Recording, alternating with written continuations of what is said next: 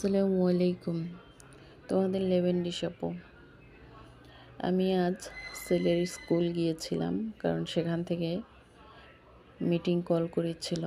তো মিটিং শেষ করে নিচে এসেছি, আর আসার পরে ছেলে আবদার করলো কিছু একটা কিনবে, তাই সে কিনতে গিয়েছে। তো আমি কি করব, তো আমি দাঁড়িয়ে দাঁড়িয়ে একটু ভিডিও করলাম ব্যস্ততম শহরের।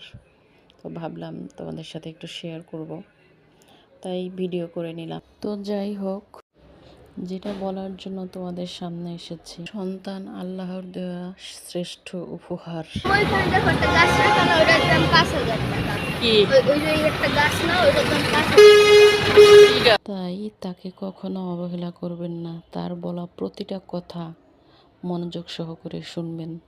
তা না হলে সে নিজেকে অবহেলিত ভাবতে শুরু করবে।